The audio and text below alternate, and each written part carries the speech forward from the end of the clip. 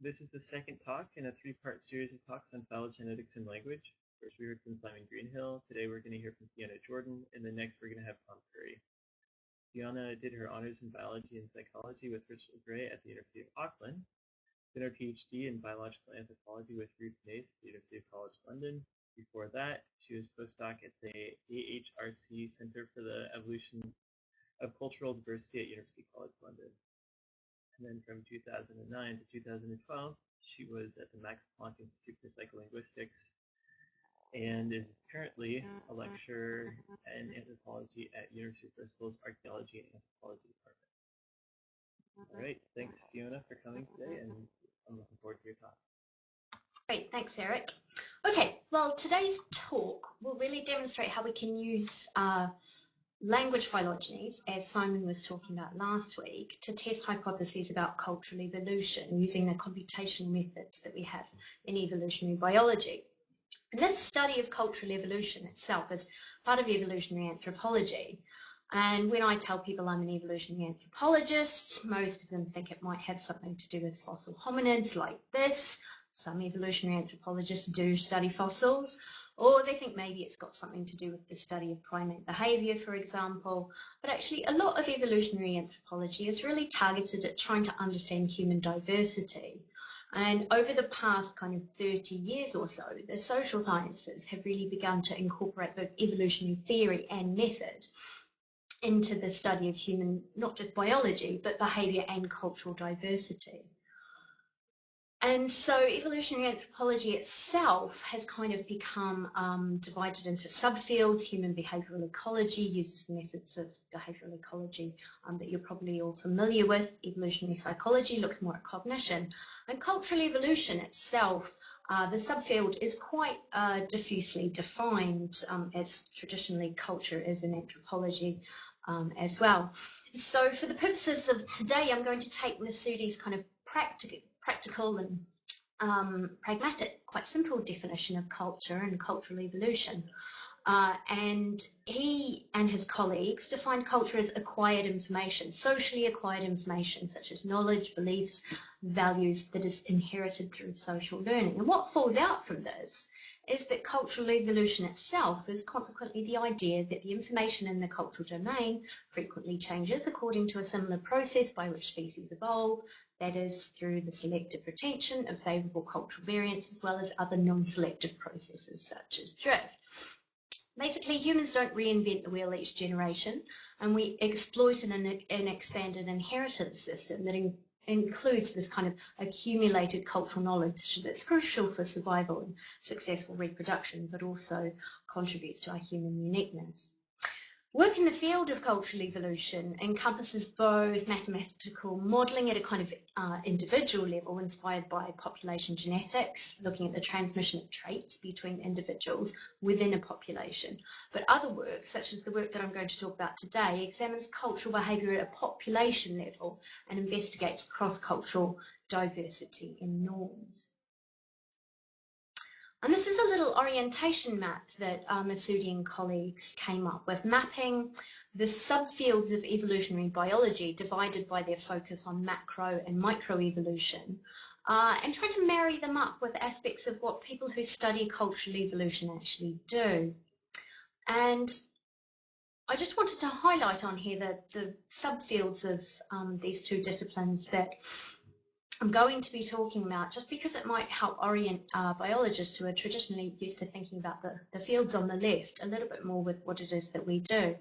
So basically, we use the microevolutionary data that we have. Hopefully I can use my mouse and you'll see here, from cultural anthropology, from field studies of human societies, and as well from behavioral ecology and psychology studies. And we use this within culture data on phylogenetic trees, just as biologists do, in a kind of a comparative anthropology. Masudi and colleagues wrote this in 2004, and since then linguistics has really become the systematics of this endeavour. And so I'm just going to give a hopefully very brief recap of Simon's talk, just to catch us up. So Simon started by talking about the famous observations that Darwin had, these curious parallels between the processes of evolution in biological species on the one hand and in human languages on the other. Formation of different languages and of distinct species, the proofs that both have been developed through a gradual process are curiously parallel. One of the delicious aspects of the history of these two disciplines is it looks like probably linguists got there first in terms of using tree models to depict the relatedness of language. Simon ran through the principles behind using what's called cognate-coded basic vocabulary data. So cognates are words that are similar in form and meaning because they're derived from a common ancestor. And here's a set of 5 languages from across the Pacific with 4 different meanings. And you can see how very similar some of these words are, even though these languages themselves are thousands of kilometres apart geographically. And it's these word similarities in both form and meaning that's used as the basic input to infer phylogenetic relationships. And by using this input data, we can use computational phylogenetic methods to infer trees of relatedness of languages. Finding out about the relationships between languages is fine, but because populations of people speak languages, it tells us something about the history of people. And one example is that of migration, and an early and ongoing application of linguistic phylogenies is to test hypotheses about population dispersals, such as the Austronesian dispersal across the Pacific, which Simon mentioned last week, and which we first started working on over 12 years ago now, and have gone from a very small sample of just 77 languages to Simon's massive efforts in collecting data from nearly 1,000 languages, together with Russell Gray at the University of Auckland.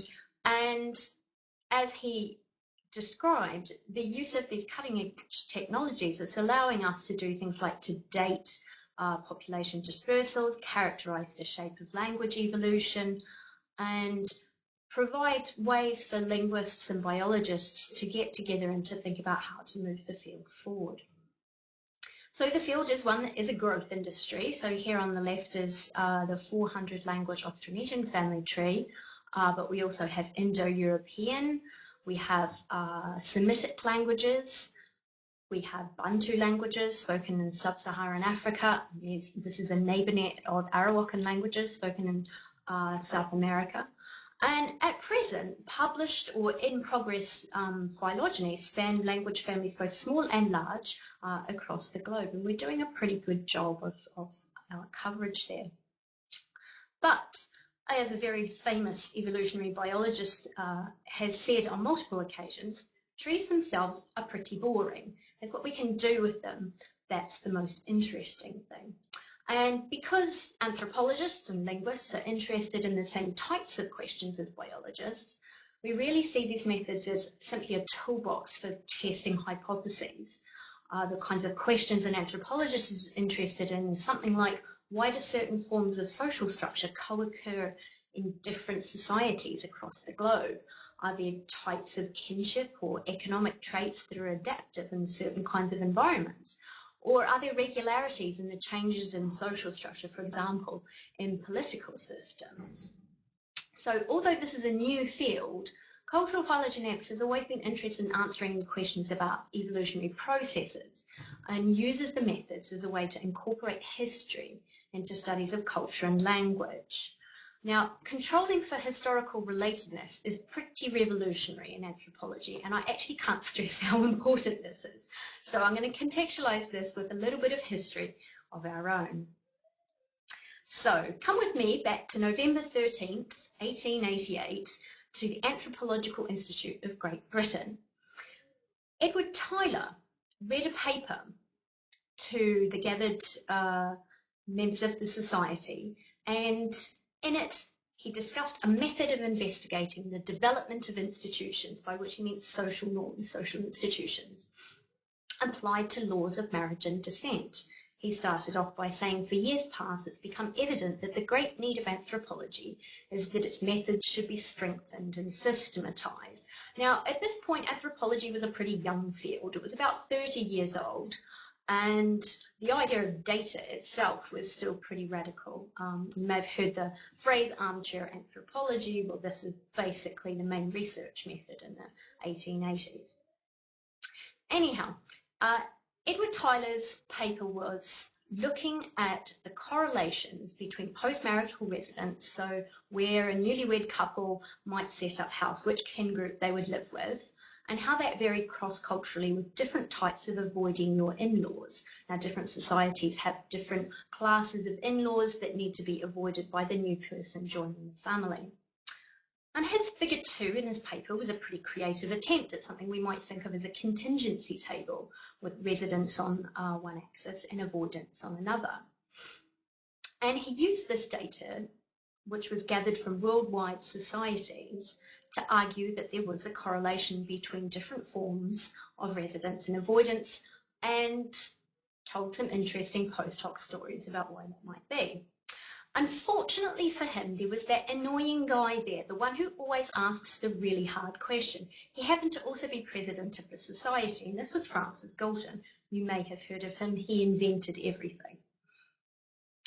So what did Galton say? Well, it's recorded in the paper itself as one of Galton's remarks after Tyler's talk, that it was extremely desirable for the sake of those who may wish to study the evidence for Dr. Tyler's conclusions that full information should be given as to the degree to which the customs of the tribes and races which are compared together are independent. It might be that some of the tribes had derived them from a common source so that they were duplicate copies of the same original. Now, this should be starting to ping some bells for biologists. Certainly in such an investigation as this, he went on to say, each of the observations ought in the language of statisticians to be carefully weighted. And this is what's become known in anthropology as Galton's problem, the fact that historical relatedness means that traits cannot be assumed to have arisen anew in each population. The data points simply might not be independent of one another. So poor Tyler, he didn't really have a very good comeback to Galton.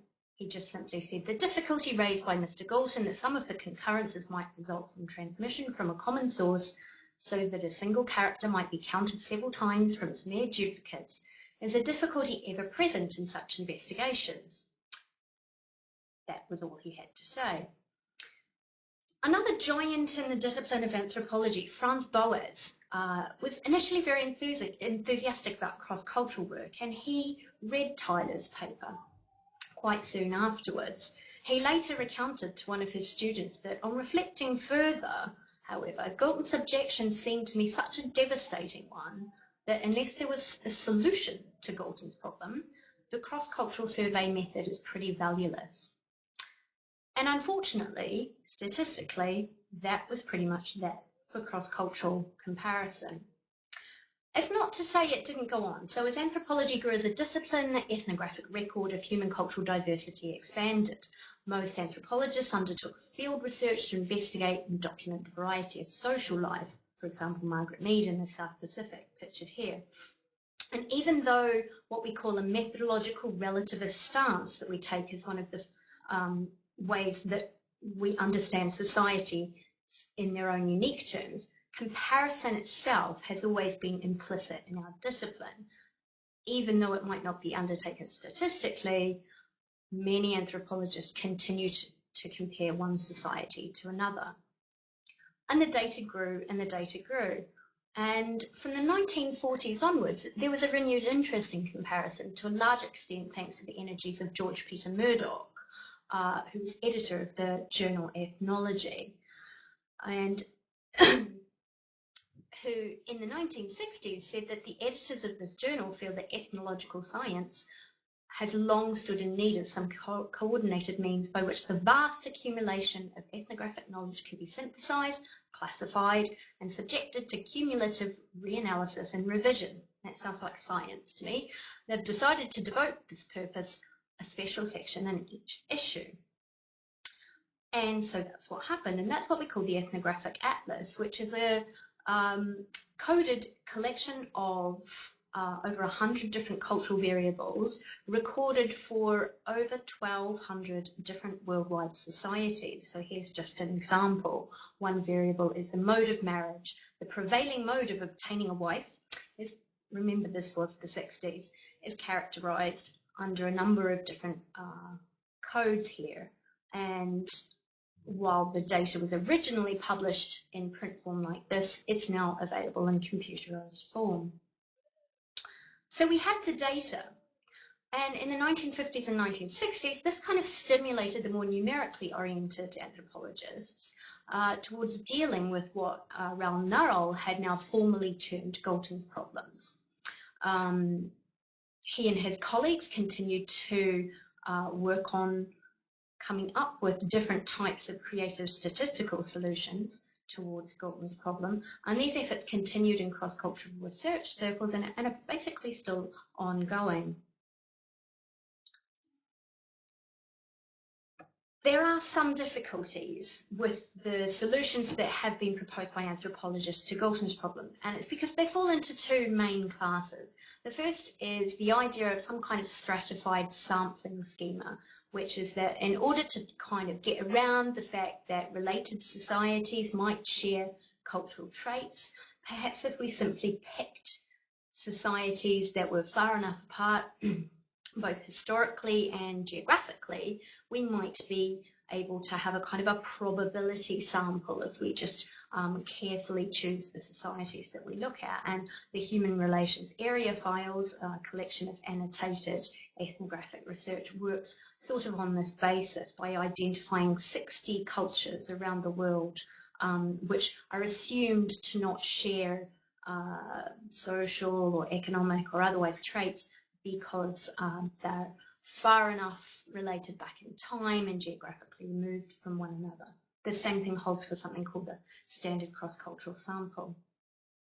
Other methods proposed basically worked by trying to statistically remove any shared variation. These are familiar things such as spatial or network autocorrelation and just simply different types of regression approaches that try to partition out shared variance. These are both unsatisfactory because they either force us to work at too broad a scale, at a worldwide scale, where we as anthropologists don't really want to be comparing societies that are so far-flung that we're not sure why we would be doing this, or it forces us to throw away some of the variation that we're actually interested in because we can't identify the source of that variation. This should again be pinging some sort of recognition amongst phylogeneticists, especially those of you who work with comparative methods. And why? Remember that 1985 paper by Joe Felsenstein? It's been cited nearly 4,000 times, and I went and had a look at how often Tyler and Galton's paper has been cited. 400, which I thought was pretty reasonable compared. Anyhow, the message of Felsenstein's paper was that we can't just simply sample taxa because we push back the unknown effect of this hierarchical structure. If we're interested in looking at the relationship between two variables, whether there's a correlation, for example, what we have to do is know something about the history of the organisms, the species under study, because it may just be that any relationship we see is as a result of the relatedness of those particular taxa. And as Felsenstein put it, it arises from the fact that species are part of a hierarchically structured phylogeny, and this cannot be regarded for statistical purposes as if drawn independently from the same distribution. These observations basically stimulated the development of the quantitative phylogenetic comparative methods that biologists use today. What about in anthropology? Well, in 1994, Ruth Mason and Mark Pagel, an anthropologist and a biologist, published in Current Anthropology, the top anthropology journal paper called The Comparative Method in Anthropology, where they took these insights from comparative biology and applied them to Galton's problem, saying that the critical point of their essay is that the validity of comparative methods for anthropology depends on correctly counting independent instances of cultural change, exactly what Galton had said all those years ago. And these independent instances of cultural change, in turn, cannot be identified without the construction of a phylogeny showing the patterns of hierarchical descent of the cultures being studied. So their insight was that given an appropriate phylogeny to use as a population history, of which language gives us a prime example, one can test cross-cultural hypotheses by using cultural or ethnographic data on the traits of interest and some kind of comparative method that models how those traits change over time. And the advent of Bayesian approaches to both phylogeny inference and character evolution have been a real boon to anthropological studies using phylogenetic comparative methods, because not only do they allow us to account for uncertainty in phylogenies themselves by allowing us to use a probability sample of trees. There's definitely no one true tree in human cultural history, it's just regions of higher probability. But as well, we can account for uncertainty in model estimation as phylogenetic comparative methods that use a Bayesian framework allow the exploration of multiple different models of change. And this has actually made this whole venture much more palatable for those who older methods appeared a bit more deterministic. So why is all this important? Well, Levi-Strauss, another anthropologist, put this, I think, best and said the thousands of societies that exist today or once existed on the surface of the earth can constitute so many experiments, the only ones we can make use of to formulate and test our hypotheses, since we can't very well construct them or repeat them in the laboratory. These experiments, represented by societies unlike our own, described and analysed by anthropologists, provide one of the surest ways to understand what happens in the human mind and how it operates. That's what anthropology is good for in the most general way and what we can expect from it in the long run. Anthropology itself is a discipline that is fraught with divisions, but I think that the comparative approach in anthropology is, as Levi-Strauss, what anthropology is good for in the most general way. And so what I'm going to move on to now is a selection of studies comprising some work that I've been involved in using comparative methods, linguistic phylogenies, and ethnographic data from different societies to try and understand something about the generalities of human social life.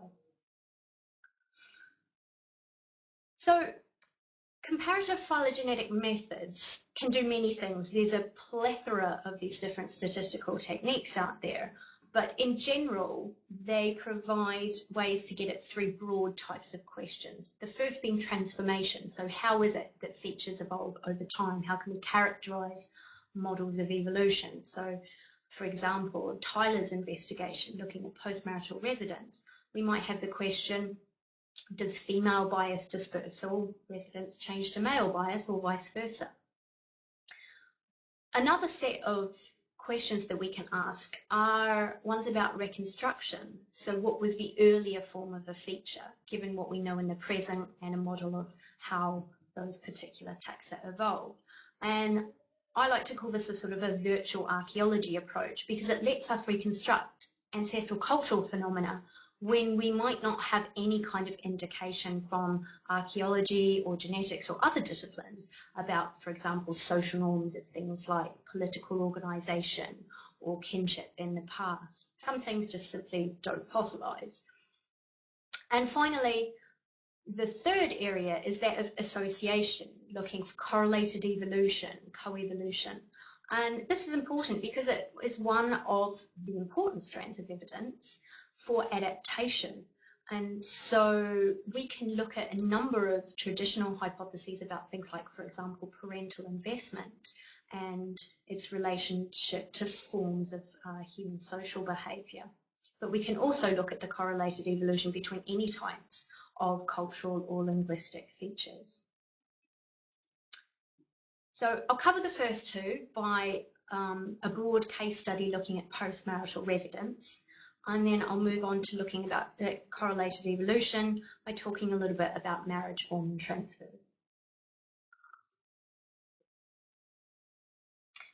So these are the broad questions when we're thinking about transformation and reconstruction to do with kinship. What was marriage like in the past? And are there any patterns of change in human kinship that we can detect? Now, I'll be discussing these questions with respect to a couple of areas of the world. I'm firstly going to concentrate on the Austronesian language family of the Pacific. We were set up very nicely for that last time by Simon Greenhill. And just to recap for you, the Austronesian language family is a very large one, about 1,200 different languages spread over the Pacific, from Taiwan in the north way up to Easter Island, New Zealand, Hawaii, and even out to Madagascar. And the Austronesian language family itself is associated with a Neolithic dispersal of people with new types of farming technology, new domesticates, for example. And they're assumed to have moved out from Taiwan around 5,500 years ago, come down through the Philippines, and then spread out west through what we think of as Indonesia today, down along the north coast of New Guinea, out to the Solomon Islands, and then upwards to Micronesia and out to colonize the three corners of the Polynesian Triangle. Millions of details that I haven't touched on in an extremely brief background, but that's the basic cultural history of the area. One of the lovely things about working on Austronesian data is that especially the far-flung islands of what we call remote Oceania, past New Guinea, represent a sort of natural laboratory of cultural evolution. We have clear evidence that many of these areas were uninhabited before being settled by Austronesian-speaking populations, for example. And it's been one of the areas of the world where there's been a real integrated collaboration between archaeologists, linguists, anthropologists, and geneticists for a number of years now. And so in terms of moving forward a integrative approach to prehistory, it's a perfect area of the world to work in. Okay, so I'll start by talking about postmarital residence. Postmarital residence is equivalent to animal patterns of sex bias dispersal. Basically, it refers to where a married couple reside after marriage. And humans vary in terms of their postmarital residence. And they vary on the level of the ethno-linguistic group or the socially cooperative group.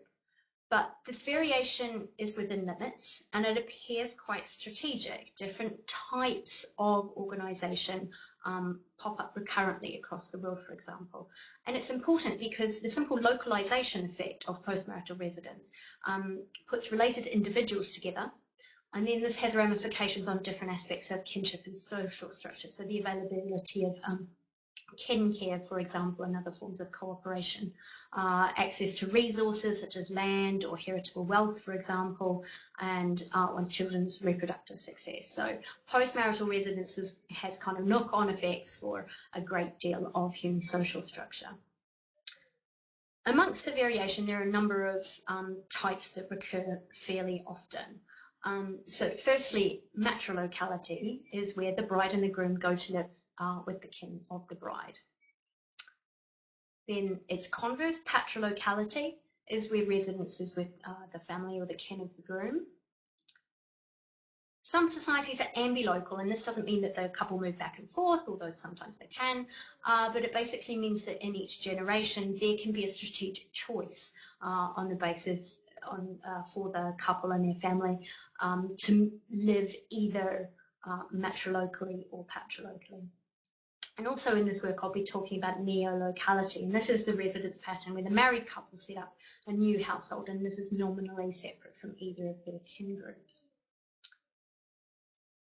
So this is interesting in Austronesian-speaking societies as well, because the Pacific has been identified as somewhere that is kind of a hotbed of matrilocality. Burton and colleagues in 1996, in a paper called Regions Based on Social Structure, used a worldwide cross-cultural database and a number of multi-dimensional clustering techniques, non-phylogenetic approaches, to infer certain clusters of cultural features that might define different areas of the world. And one thing you'll notice here in this plot that identifies an axis of patricentric versus matricentric organisation is that Southeast Asia and the Pacific is the strongest matricentric area that was identified. And just to put some numbers on that, when we look at worldwide incidences of matrilineal social organisation, which is the transmission of wealth or titles or other forms of resources through the female line, we can see that worldwide those types of social organisation are at about 16%, higher in Austronesian speaking populations. Matrilocality especially, it's about 11% worldwide, but in Austronesian societies it's over a quarter of social groups have some form of matrilocal social organisation. But this might just be a result of Galton's problem. If all of the societies in the Austronesian language family are ultimately related, it might just be that this matrilocality extends from simple historical hierarchical clustering. But there is a fair amount of evidence from different quarters that suggests there's something to investigate there. So one of my research questions for a number of years has been to look at if Austronesian speaking societies are what we call matricentric. Do they have matrilocal organisation? Do they have matrilineal descent, for example, and other features associated with matrilocality? And there have been arguments for this matricentric social organisation extending backwards in time for a number of years based on the cross-cultural distribution of various types of traits and also on historical linguistic analysis of kinship terminology. I won't go into the details here, but it's a fairly common argument. As well, a matricentric kinship hypothesis for early Austronesian dispersal could actually help integrate some of the different patterns we see in the Pacific of sex-linked genetic markers into a coherent narrative. And let me just explain this. So female markers, mitochondrial DNA, in the Pacific have an Asian signature and tend to be fairly homogeneous or restricted in their diversity, whereas male markers on the Y chromosome are really quite diverse compared to mitochondrial DNA and tend to have origins in Melanesian areas of the Pacific, whereas nuclear markers display a real mixture of signals. And this could be integrated together if early Austronesian societies were matricentric or matrilocal and that had in-marrying men. And this is something that we're starting to see, this integration of social structure on the one hand and sex-biased dispersal patterns and their subsequent shaping of genetic data popping up in the literature again and again. And sex-specific marker diversity is really solidly affected by cultural patterns of both migration and movement, especially in residence and marriage. This is simply because if we have something like patrilocality, this will localize related males together, reduce the diversity in Y chromosome markers, while in marrying women mean that mitochondrial DNA diversity is higher relative to that of men. And the opposite obtains under matrilocal residence. So if we have in marrying men, that will mean a high Y chromosome diversity relative to mitochondrial DNA. And 10 years ago now, anthropologists and linguists, Hager and Mark, proposed actually that this matricentric organisation could be one way to reconcile this unbalanced distribution of diversity in the Pacific. Can you, I'm a little slow, can you just explain in a bit more detail exactly how that would, how the two different forms, Sure. different genetic distributions. So you said intermarrying female lineages. I don't understand quite the connection between matrilineal and intermarrying. Okay, so let me just go back to here. So when we have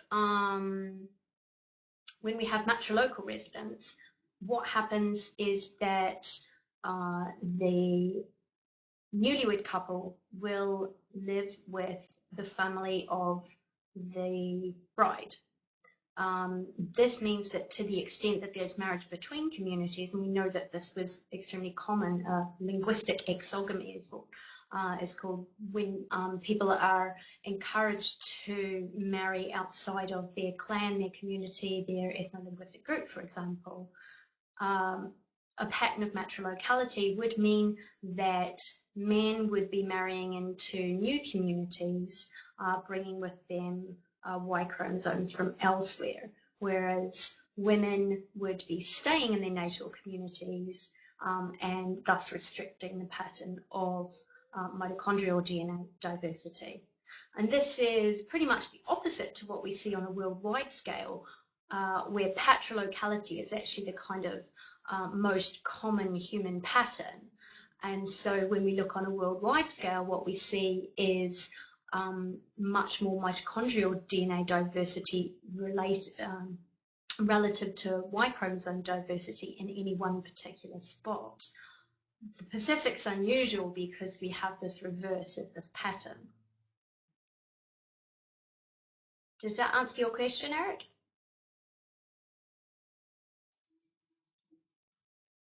Can't hear, so I hope so. Yeah, that absolutely did. I just have my microphone turned off, so you don't. Okay. Okay, so I shall move on. These different fields, so genetics, linguistics, comparative anthropology, they all suggest that perhaps early Austronesian speaking populations 5,500 years ago might have had matrilocal social organization. And so it cries out basically for us to use phylogenetic techniques to try and infer what happened in the past. So how do we go about that?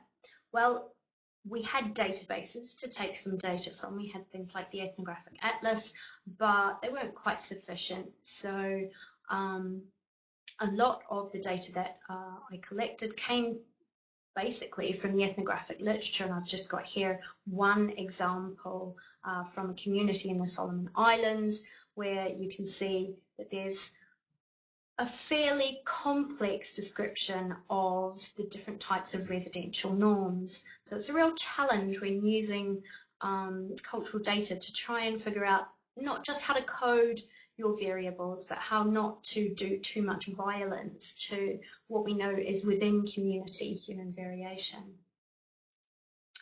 So we had ethnographic reports for 135 different Austronesian groups, both from the primary literature and from the Ethnographic Atlas, and we matched these up to the appropriate linguistic groups from the Austronesian phylogenies.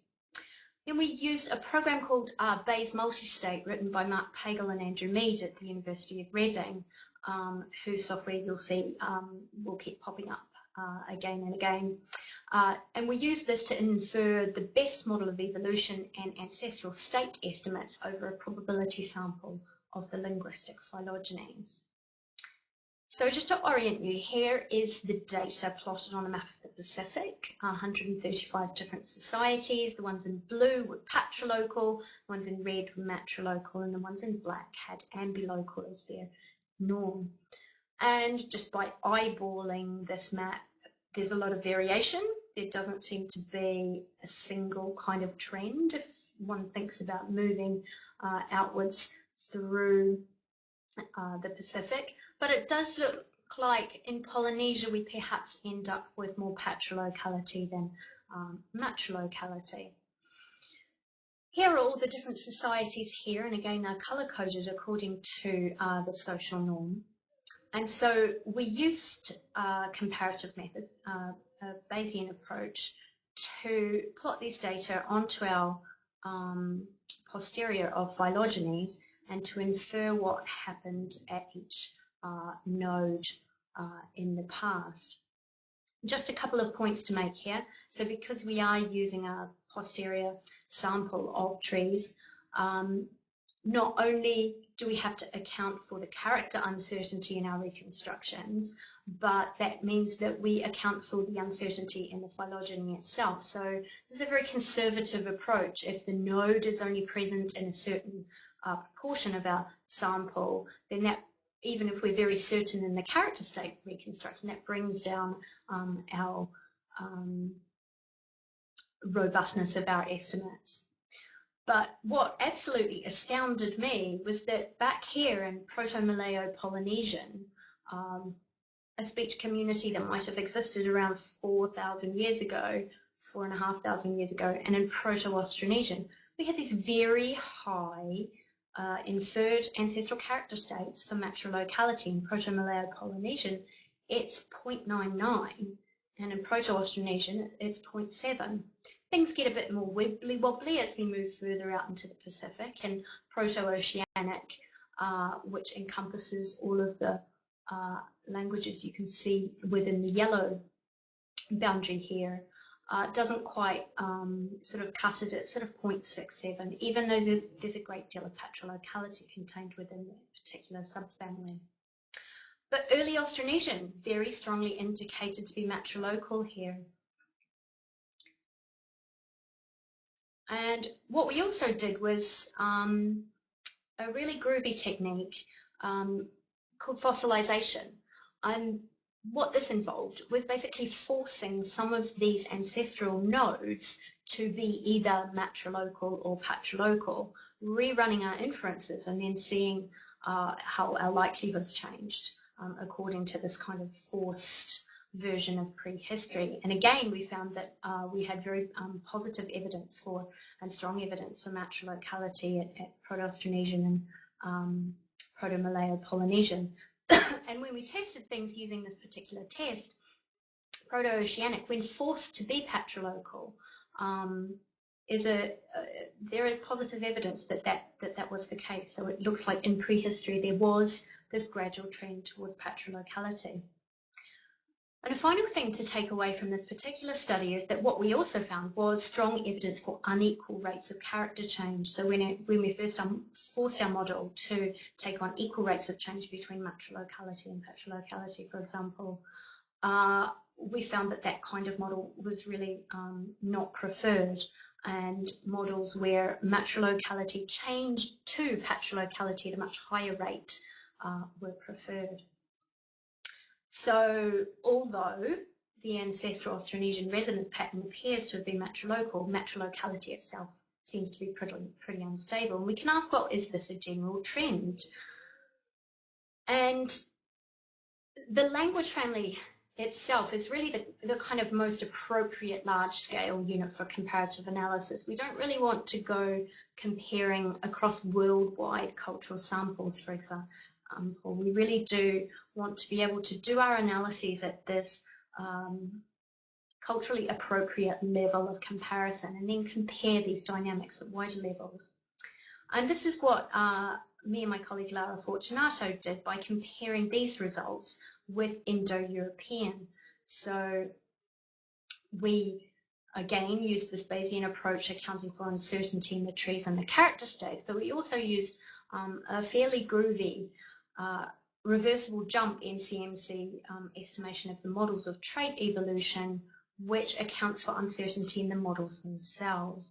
And furthermore, we were able to come up with a way to account for within population diversity by coding each society with both primary and alternative strategies, kind of giving it a bit of polymorphism along the way. So let me just talk you through what we found there.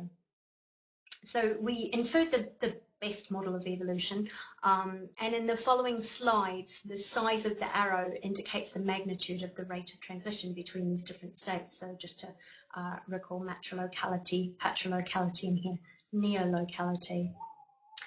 So in Austronesian, we required a model that had 3 different rates, and if you remember, we inferred matrilocality as the beginning of the system, and patrilocality comes out as a stable endpoint of the system. Now, the thickness and density of the arrows just indicates that they are in the same rate class.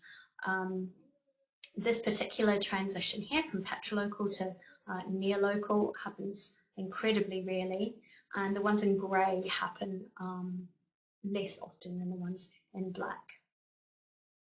So we can take this Austronesian model and we can compare it with Indo-European, because perhaps if there is some kind of human universal pattern of social organisation, we might expect to see similar patterns in different environments. But if cultural evolution is contingent on different histories and contingent on different environments, then we might expect to see a different pattern. And so in Indo-European, not only do we infer ancestral patrolocality, our model looks different, one that only requires 2 rates. So it looks like we've got a different kind of dynamic of change here, but actually it's still one in which matrilocality is less stable than patrolocality, because this particular transition here doesn't happen, patrilocal to matrilocal. Once you're matrilocal in Indo-European, there is more of a drive to lose it, for example. And one of the lovely things about taking this language family approach and looking at the dynamics of cultural change in different societies and in different regions of the world means that we can start to marry up with the evidence from different sorts of disciplines. So work that's been done in Bristol, where I am, inferring kinship organisation in early Indo-European society, has concurred with our Indo-European results. So work by Hark and colleagues used both ancient DNA and a technique called strontium isotope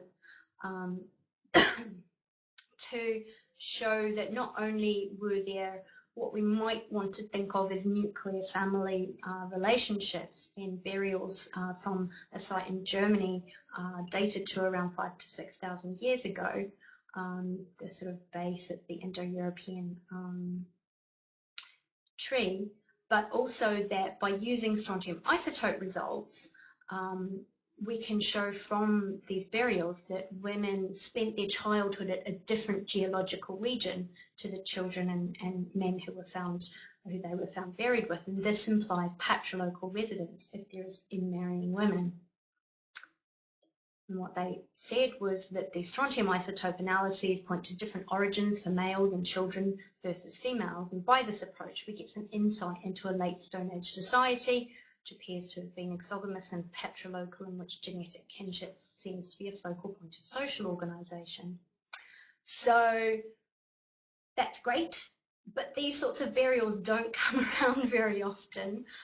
These sorts of techniques, ancient DNA and strontium isotope, are hideously expensive, and we were able to do our analyses with some time in the library and access to a supercomputer and the use of these methods. So I'm actually a bit more confident that the approach we take will be able to give us a broader picture of these sorts of patterns in prehistory. So I'm just going to wrap up by looking at some co-evolutionary approaches. And staying on the theme of kinship and looking at marriage. So this is a slide that I show the first years. And for a single species, humans are pretty diverse in their mating systems. But things do kind of fall into categories. And this pie chart just simply shows the percentages of recorded societies with these social norms. This is not a per head of population. 84% of recorded societies have polygyny as their main form of marriage. Polygyny being where a man is able to be married to more than one woman at a time. 15% of human societies have monogamy as a social norm, one man, one woman, and only 1% have polyandry, 2 men, 1 woman as a social norm. So there's some interesting variation there, and a phylogenetic approach should be able to help us try and explain some of this variation. Back to Darwin, and in The Descent of Man, Darwin noted that transmitting wealth to children helped them to get on in life, and in particular later went on to say that transmitted wealth could help young men to acquire wives. And it's been noted in anthropology for many years that there seems to be some kind of link between the form of marriage, polygyny, monogamy, polyandry, and the types of wealth transfers or parental investment that enables offspring to be married that goes on in any particular society. And this, of course, is due to the reproductive variance between women and men. Given an endless number of husbands, a single human woman is only able to produce a limited number of offspring in her life. Given an unlimited number of wives, a single human man is obviously able to produce a much higher number of offspring. In 1982, John Hartung marshalled together some cross-cultural data to test these hypotheses about polygyny and the inheritance of wealth, or whether polygyny is possible when there was wealth that could be transmitted to male descendants. He said in plainer English, if a set of parents left wealth to a son who could thereby afford an additional wife, that inheritance would, on average, increase the number of grandchildren more than if it were left to a daughter who was thereby able to gain an additional husband. What anthropologists have noted is that in general, wealth is transmitted to daughters if there's some chance of them being able to marry up. So this is the classic quantity-quality trade-off that we see in mammalian and other reproductive systems. But what does the cross-cultural data actually tell us? So when we have bride wealth, which is a form of male-biased investment, so sons gain wealth from their male relative, their relatives who transfer it to the family of the bride in order to allow the marriage to take place. So this is the kin of the man investing in his ability to get married. And if we just look at a simple tabulation, in societies that have bride wealth, 93% of them allow polygyny. But in societies where there's no form of transfer, then it's a much less strong relationship. We can look at dowry as a form of female-biased investment as well, and this is when the kin of a woman endow her with certain resources in order to bring to the marriage. And again, when we look at the cross-cultural data, there's a fairly strong relationship. So in societies that practice dowry, the vast majority of them don't allow polygyny. They generally tend to be monogamous societies. And a wife's dowry could be in danger of being invested in additional wives if there is polygyny. Whereas for a man, wealth is not necessarily diluted amongst multiple wives. Okay, so I was interested in the Pacific situation here because there's actually many different forms of marriage in Austronesian speaking societies. There is no dowry, but there are different types of gift exchange, and there's a lot of bride wealth. So here we've got plotted the different types of marriage forms that we see across the Pacific. This is around 90 different Austronesian societies. The ones that are in red are the ones that you would, the kind of adaptive solution of being monogamous with no transfer, or polygynous with bride wealth, conforming to the prediction from evolutionary theory. But what you see is a lot of black, and this is the opposite sides of the contingency table, if you like, where we've got monogamous societies who have bride wealth, or polygynous who don't have any form of wealth transfer. One thing to point out, though, is that, for example, if we think about the triangle of Polynesia here, all of these societies are fairly closely related, and they all seem to share a similar form of being polygynous with no wealth transfer.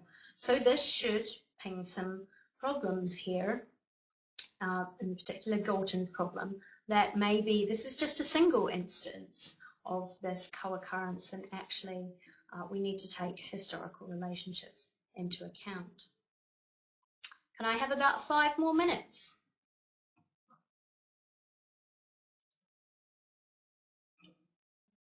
Sounds great. Okay, so let's have a look at correlated evolution here. How can we use phylogenetic comparative methods to test these hypotheses? Well, we gathered together some ethnographic data for about 90 Austronesian groups, and again matched these up to the Austronesian phylogenies.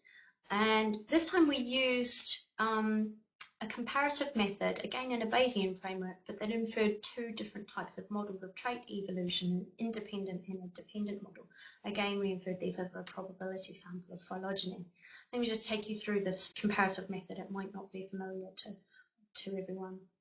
In an independent model, what we do is we say, okay, well, the two traits that we're looking at, first is investment in offspring, so whether there's transfer or bride wealth, and the second trait is monogamy or polygyny. So in an independent model, transitions on the phylogeny between the two different states of a trait happen separately for trait A as compared to trait B, and we can estimate those rates of change based on the data plotted on the phylogeny and the model of evolution. A dependent model, on the other hand, assumes that all of these are contingent and that one needs to take into account the 8 different states when estimating the model. So we do these two things separately. We run the independent model, this one here, and the dependent model, which has the 8 states, and we're able to compare them in a likelihood or in a base factor framework. First of all, to say, is one capturing more of evolution than the other? Do we support the independent model over the dependent or the other way around? And then secondly, what is the nature of that process? Just we looked at the nature of the evolutionary process in residents. We then want to look at the nature of the process here for marriage. So in these Austronesian societies, we did find that the dependent model was supported over the independent one. So these sets of features are not evolving independently. There is some contingent or correlated evolution going on here. But what we want to know is whether it's a correlated evolution model in support of our evolutionary predictions. And this is a fairly complex diagram here, so I'll point out what's going on. So from ancestral state reconstructions, we know that Austronesian societies appear to have started out being monogamous and with some degree of bride wealth. And remember that the width and the density of the arrows is a reflection of the transition rate that takes place across the phylogeny. So from bride wealth and monogamy, we're likely to sort of go both ways. If we move towards bride wealth and polygyny, which remember is our kind of evolutionary stable state, that's the end of the line. We don't really move out of this particular state. And so it looks like there is some move towards this adaptive state. If we do move towards losing our bride wealth, so not having wealth transfers at marriage, but retaining monogamy, this is a fairly stable state, but it's much more likely that we'll actually kind of end up down here in a state where there's no transfer, but polygyny. And this is pretty curious because this actually should be quite unstable, given that we think that polygyny is helped along by parental investment in terms of wealth transfers at marriage. But this last transition seems to actually concern societies where men obtain wealth through means other than bride wealth, so things like inheritance at other points in life, or it being conferred by the community, and where polygyny, while it's permitted, is really only accessible to high status individuals. And this means that this state here is kind of this one here for the majority of individuals. And our 2 states here are those that, in some extent, are those predicted by evolutionary theory. I should say that these are kind of crude classifications, and what we're doing at the moment is creating measures of looking at the exact types of payments, what they are, how much they are, and when they're transferred, to really kind of break down these different categories. But again, this we've got the ability here to compare different regions of the world. And if I just return to work by Lara Fortunato again, she's completed the same analysis in Indo-European, and here again a coevolutionary model is one that's supported over one where the traits evolve independently. There are different dynamics that happen here, but again these stable states of bride wealth and polygyny and Darwinian monogamy appear to be the ones that are given the most support. So that was a tiny fraction of the work that is going on using language phylogenies and phylogenetic comparative methods to really exploit this vast range of ethnographic data that we have, and something that I think is incredibly important to realise its value, because as Levi-Strauss said, it's one of the few sources of natural experiments that we have, as the multiple experiments in the art of living across the world. So I will end it there. Many thanks to a number of colleagues who this work has been collaborative with, especially to Russell Gray and Simon Greenhill for ongoing collaborations regarding the Austronesian language phylogeny. And I'm happy after the recording, if anybody wants to chat with me on Twitter or on my blog, to continue the conversation.